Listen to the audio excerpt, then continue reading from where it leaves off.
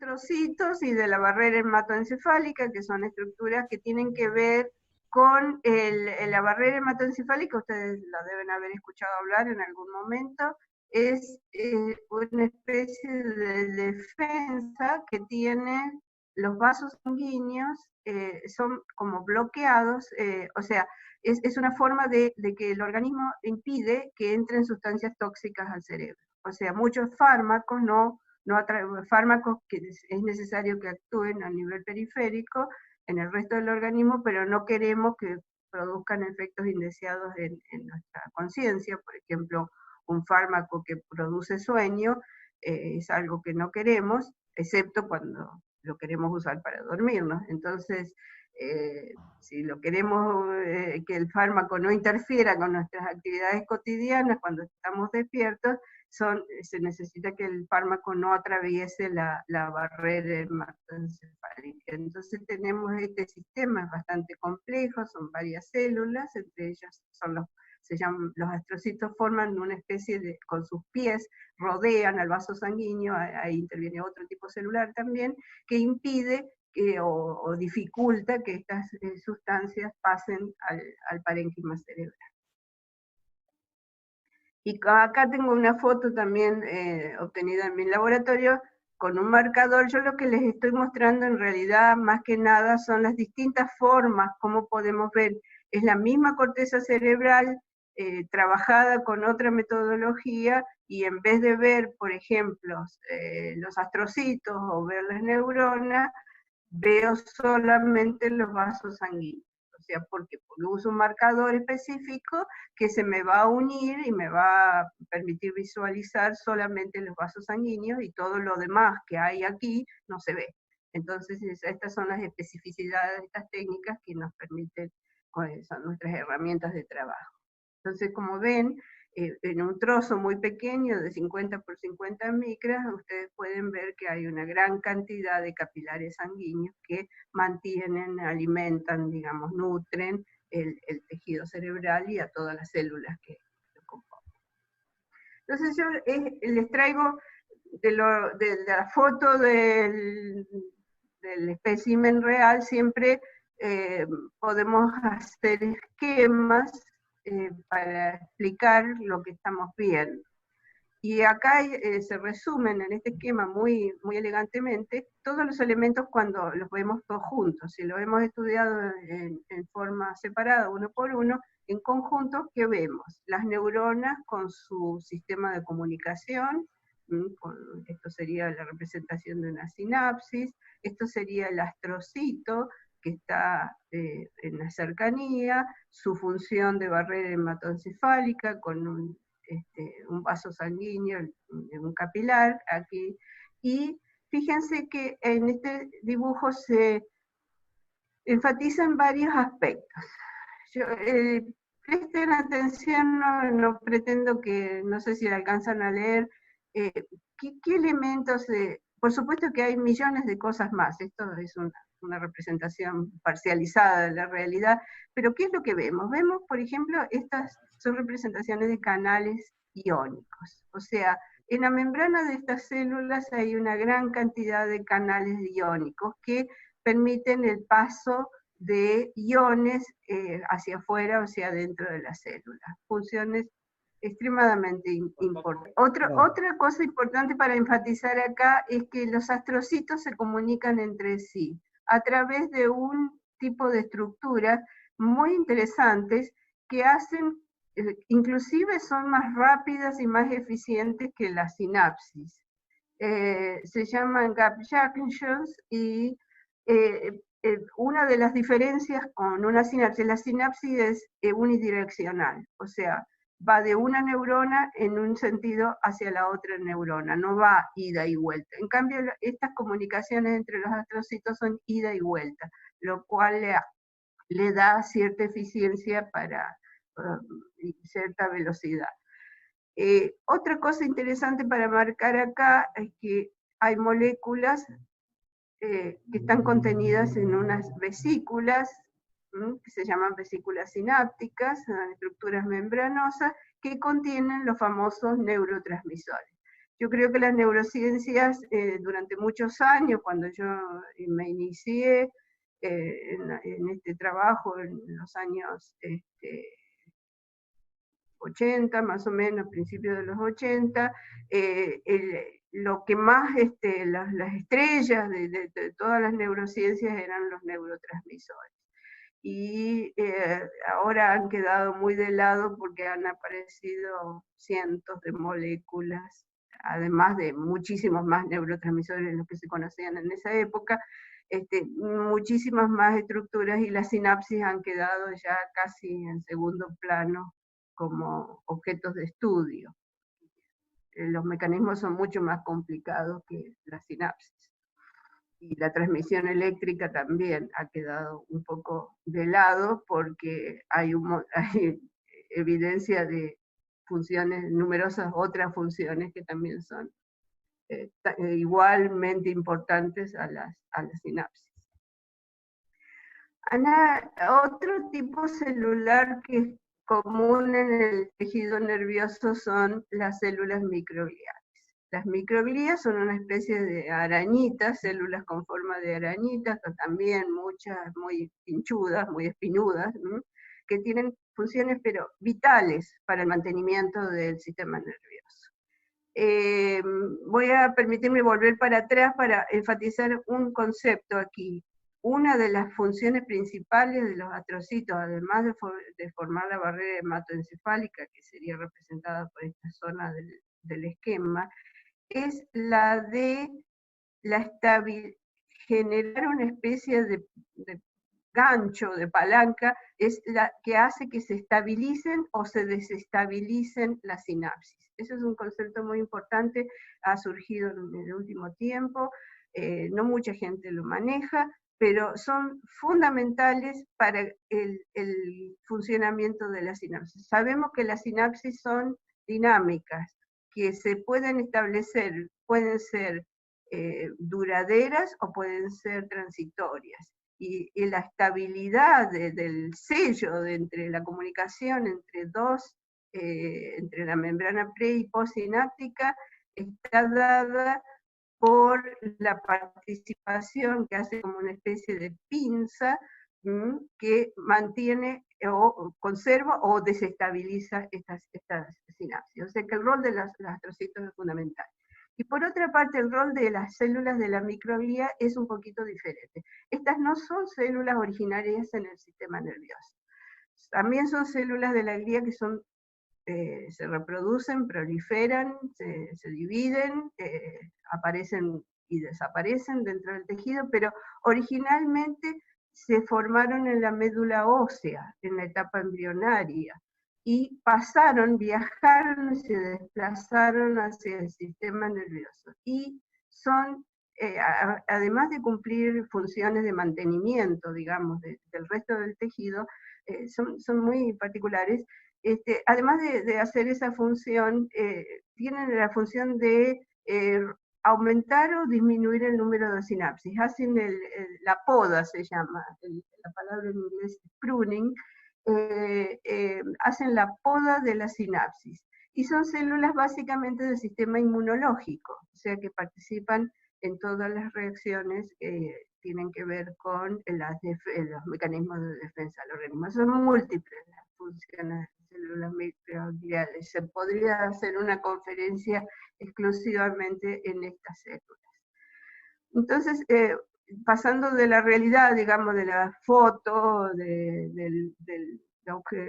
objetiva, pasamos a un esquema, y esto es un trabajo de los cientos de trabajos que hay sobre este tema, donde se ilustra bien claro que, por ejemplo, este trabajo estaba hablando de cómo se establece una sinapsis inhibitoria, cuando se origina. Acá tenemos el pie del astrocito, con toda una maquinaria molecular interna que favorece el contacto entre el botón terminal, estos serían representados en el neurotransmisor, los receptores en la membrana postsináptica. Cuando se establece una sinapsis inhibitoria, donde el neurotransmisor es el GABA, que es una molécula específica, es un neurotransmisor, Y fíjense, ahí está siempre acompañando una célula de la microglía que es la que monitorea, está ahí presente también, permitiendo, favoreciendo, ayudando a que esta sinapsis se establezca. O sea, es un rol fundamental de estas células en el conjunto del tejido. Tenemos otra célula que es el oligodendrocito. El oligodendrocito básicamente son las células que forman la mielina en el sistema nervioso central. En el sistema nervioso periférico son las células de Schwann las que forman la mielina. ¿Qué es la mielina? La mielina es una sustancia lipídica que recubre los axones, es una célula, este es el núcleo de las células, se los marco, y es una célula que forma una especie de prolongación larga, larga, larga, que se va enroscando en forma de espiral alrededor de los axones. ¿Y qué forma? Forma el aislante. Es una sustancia lipídica que forma, acá está representado el dibujito, es una célula que también tiene un montón de prolongaciones y que se acomoda alrededor de una fibra nerviosa, de un axón, y forma lo que se llama el aislante para permitir una mejor conducción. Esta es otra técnica histológica muy, muy utilizada hace muchos años, ahora está un poco en desuso, que es la impregnación con sales de plata. Y se ven de otra forma. Esto ya no es, una metodología de microscopía electrónica de transmisión, donde se ven estos axones, el axón está aquí adentro, y están rodeadas de esta sustancia que es la mielina. Así se llama la mielina, y bueno, ya vamos a ver que hay un montón de enfermedades asociadas a alteraciones en la mielinización. Bueno, esta sería una representación, esto también de otro trabajo, donde más o menos muestra que hay una interacción entre todos los elementos, es lo que se llama la unidad neurovascular. El vaso sanguíneo con todas sus células asociadas, cada cual de ellas es importante y cumple un rol específico, hay una gran cantidad de actividad bioquímica en el interior de cada una de estas células. Tenemos la neurona con su sinapsis, el astrocito, el oligodendrocito, la microglía y la neurona pre y postsináptica, y hay un montón de actividades que no las voy a ir describiendo porque no tenemos tiempo, pero es todo un conjunto, o sea, ninguno de estos elementos actúa por separado. Y esto es un concepto muy importante y muy revolucionario en los últimos tiempos porque en general el pensamiento está en compartimientos y no es bueno tener visiones tan parciales, hay que empezar a tener visión de conjunto.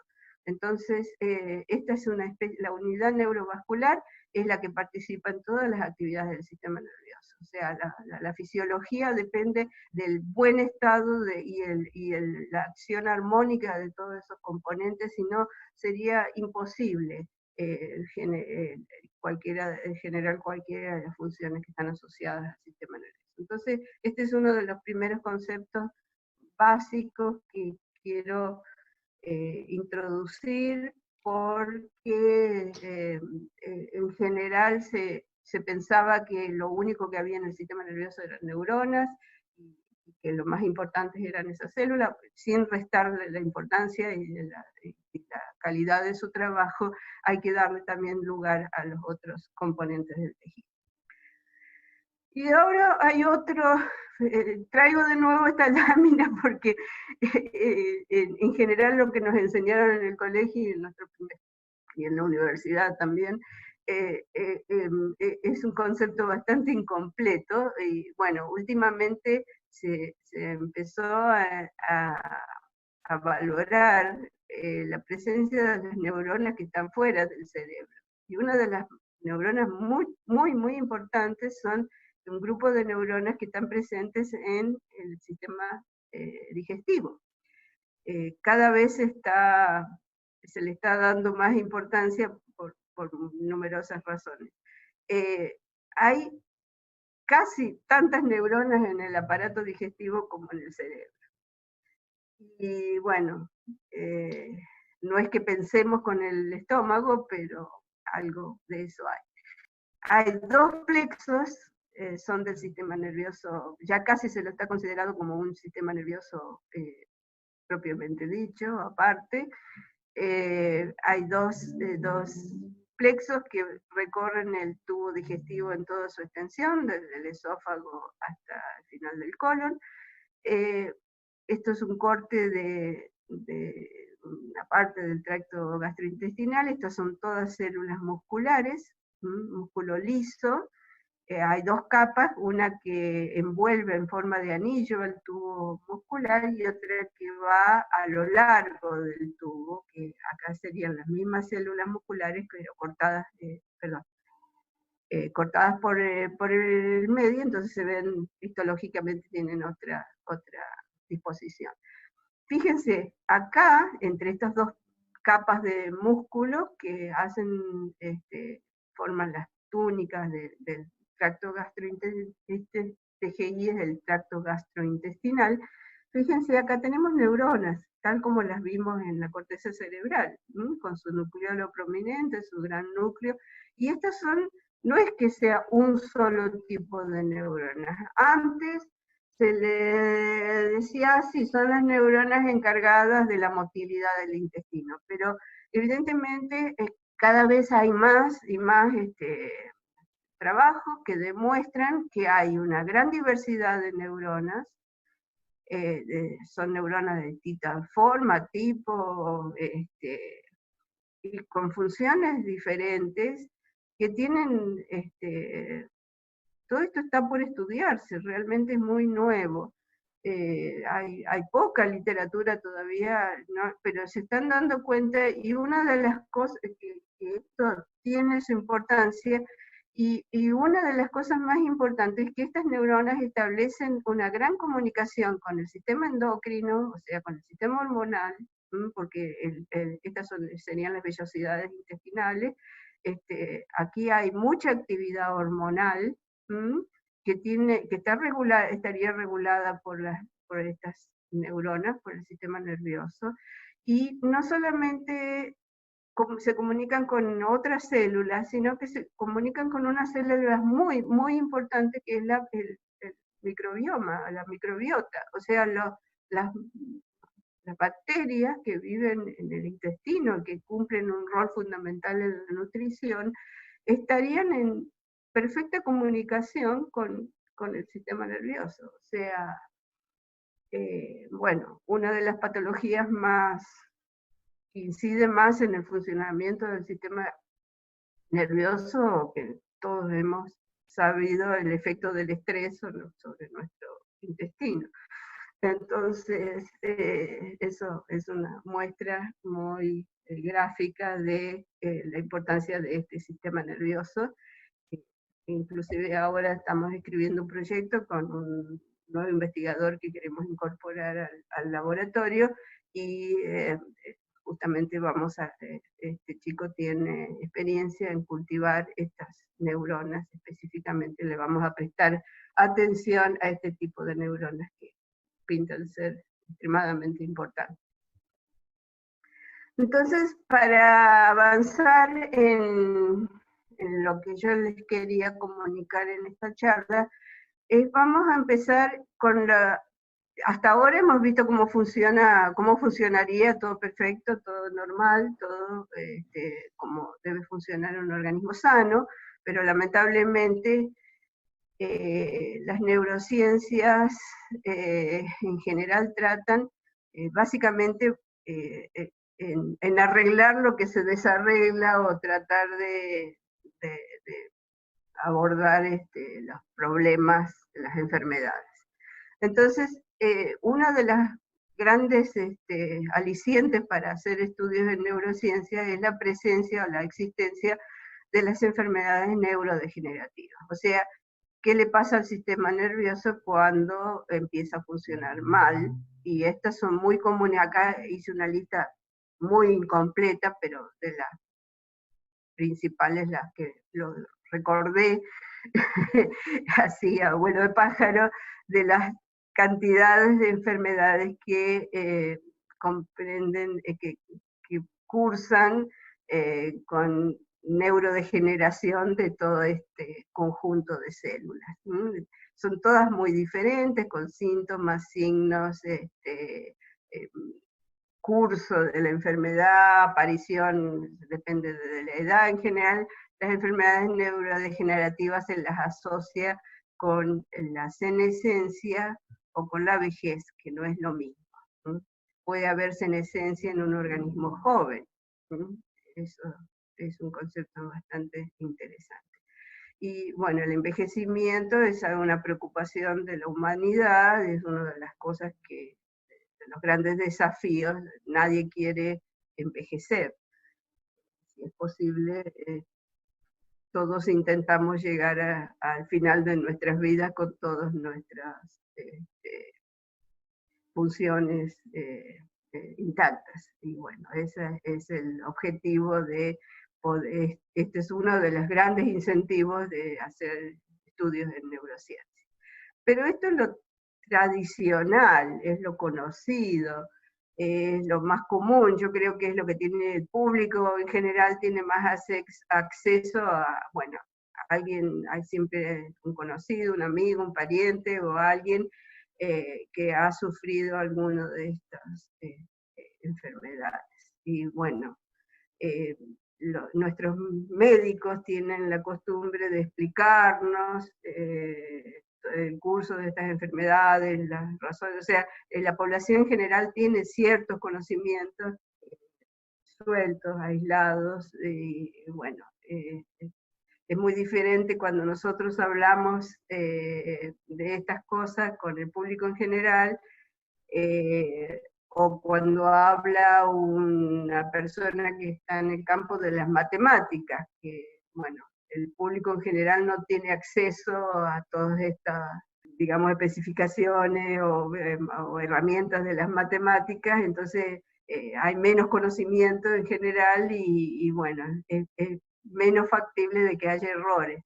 En cambio, esta información parece ser más sencilla y estaría más al alcance del público, y bueno, también eso hace que sea más difícil explicar o cambiar conceptos que a veces son erróneos. Y esta ilustración yo la traje acá a este punto para explicar un poco para qué lado se están enfocando las neurociencias. El tratamiento de las enfermedades neurodegenerativas.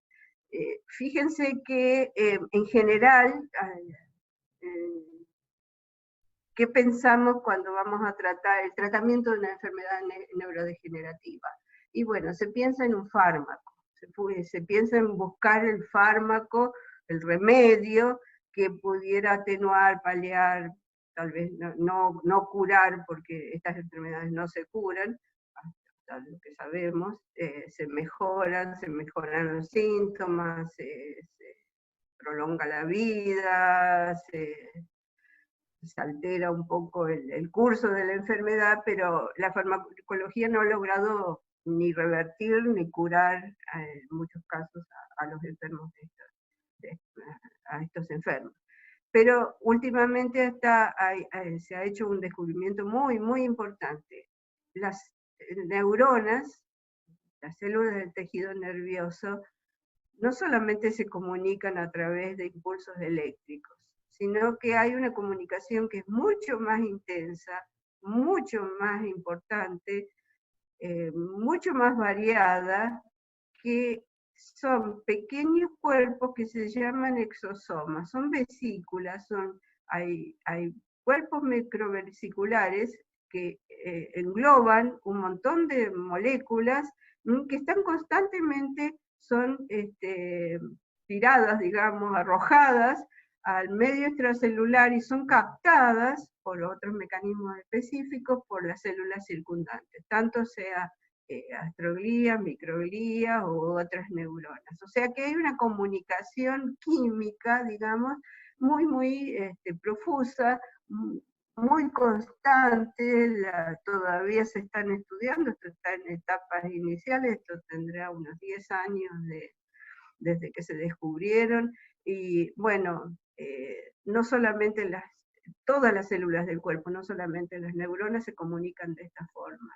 Y es muy interesante, por ejemplo, en relación a las enfermedades neurodegenerativas, se saben que muchas de estas moléculas que son nocivas para el sistema nervioso son captadas por la microglía a través del mecanismo de exocitosis.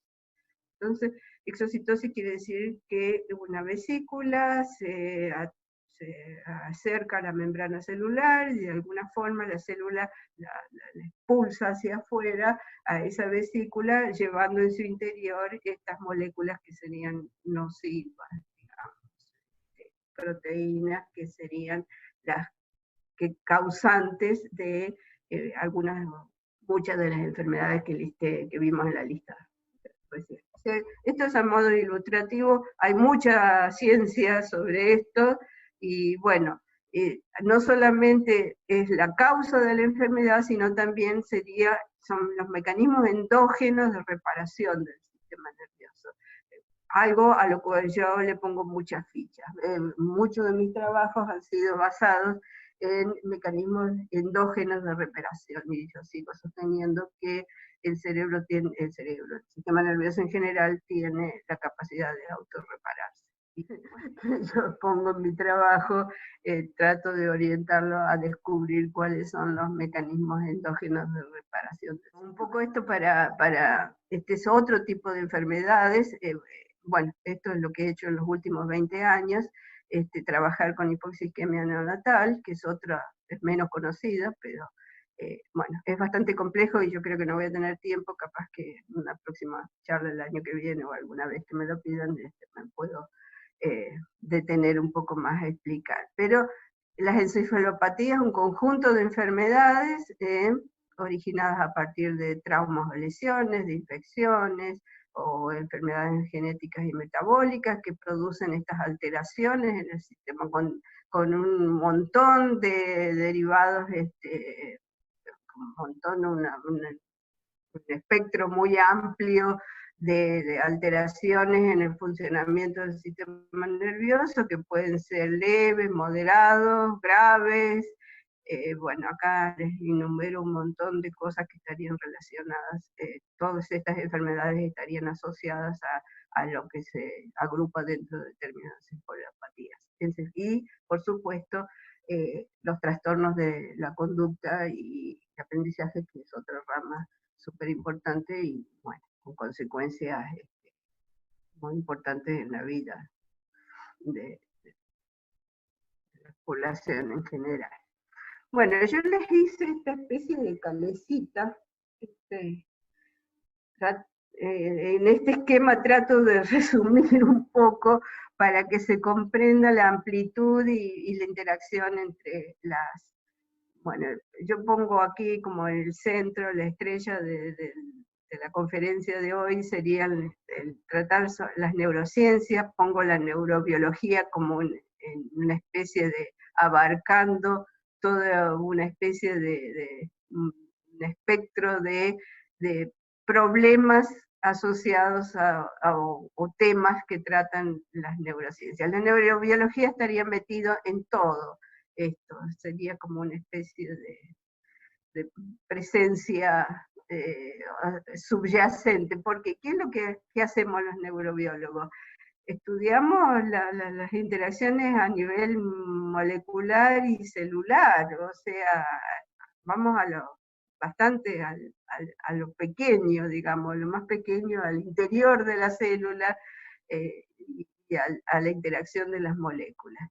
Pero en general, de esas interacciones a nivel molecular derivan toda una serie de malfuncionamiento, o sea, básicamente, ¿cómo puede dejar de funcionar o empezar a funcionar mal un sistema nervioso? a partir de un trauma, una lesión, un accidente automovilístico, una caída, un golpe. Eso genera todo un desbarajuste, hablando mal y pronto, que incide y trae consecuencias a corto o largo plazo. Empezamos por acá, tenemos los accidentes cerebrovasculares, ya nombramos que hay alteraciones genéticas y alteraciones metabólicas, la puse cerca las alteraciones, los accidentes cerebrovasculares se asocian mucho a los problemas genéticos y a los problemas metabólicos, básicamente. Voy a ir para este lado. La oncología, las enfermedades de origen oncológico están muy complejas también, es otro tema que tratan las neurociencias, las enfermedades neurodegenerativas, que se las expliqué raudamente hace un rato, el tema de la vejez y de la buena vejez o de la mala vejez, el envejecimiento benigno, digamos, y el envejecimiento prematuro, a veces es un problema que también tratan las neurociencias. Los ritmos circadianos, su asociación con los ciclos hormonales, con otro gran aparato endocrino, la endocrinología es otra rama muy vinculada a las neurociencias. Los ritmos circadianos básicamente están relacionados a los ciclos de sueño y vigilia. La gran rama de enfermedades psiquiátricas, son incontables, los problemas psiquiátricos, lo relacionado a la memoria y al aprendizaje, y toda la rama de las neurociencias que se dedica a la educación, que eso es todo un mundo.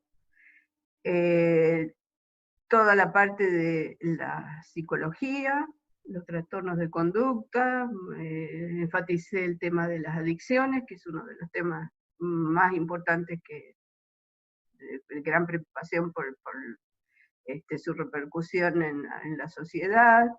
Las enfermedades neuroendocrinas, que no son pocas, hay muchas. Bueno, el tema de las encefalopatías, que se los expliqué brevemente hace un rato, y todo lo que tenga que ver con afectación de los sistemas sensoriales, y los mecanismos del dolor, que también son de la incumbencia de las neurociencias. Y en los costados yo puse un poco para ver quién se ocupa de estos problemas. En la parte de psicológica, por supuesto, los psicólogos con su psicoterapia, sus herramientas, la neurofarmacología, o sea, los fármacos que estarían interviniendo en las enfermedades psiquiátricas, en las enfermedades relacionadas al trastorno del sueño, en los problemas de envejecimiento. Por supuesto, le pongo un lugar muy importante a la medicina preventiva, que cumple un rol muy, muy importante. Y otra cosa que quiero enfatizar son la medicina regenerativa, que es un poco estimular a los mecanismos endógenos de reparación que tiene el cerebro. Bueno, la neurología sería una ciencia más bien diagnóstica, también la parte terapéutica, pero el neurólogo básicamente tiene los conocimientos para identificar, caracterizar cada una de las patologías. Y voy a poner bueno, está la parte de fisiatría, que sería toda la terapéutica física, la intervención sobre los pacientes para lograr una recuperación en caso de pérdida de una función. Y ahora voy a darle un gran énfasis a la bioingeniería. La bioingeniería se está introduciendo de una forma aceleradísima y muy agresiva dentro del campo de las neurociencias, y esto es sumamente importante, porque esto es el futuro. Entonces, acá les hice como una especie de rejunte de preguntas, son las que me hago yo, se hacen mis colegas también. ¿Cuántos temas tenemos? En realidad sabemos extremadamente poco y tenemos grandes problemas por resolver. Todavía no sabemos bien por qué dormimos, no tenemos mucha idea de por qué somos conscientes y qué pasa cuando perdemos la conciencia, algo que es una gran inquietud de la humanidad, tratar de aumentar la inteligencia. ¿Se puede hacer eso o venimos ya con un sello de fábrica? ¿Es posible la regeneración neuronal? Aquí estamos más optimistas, en realidad parece que sí, solamente necesitamos encontrar cómo se hace. ¿Es posible evitar o revertir el deterioro de las funciones nerviosas? Posiblemente, estamos trabajando en eso. Cosas de nuestra vida cotidiana. Le hemos dicho durante años a los chicos, déjense de jugar con la compu y pónganse a hacer los deberes. Y eso no es bueno. En realidad los videos les producen a largo plazo más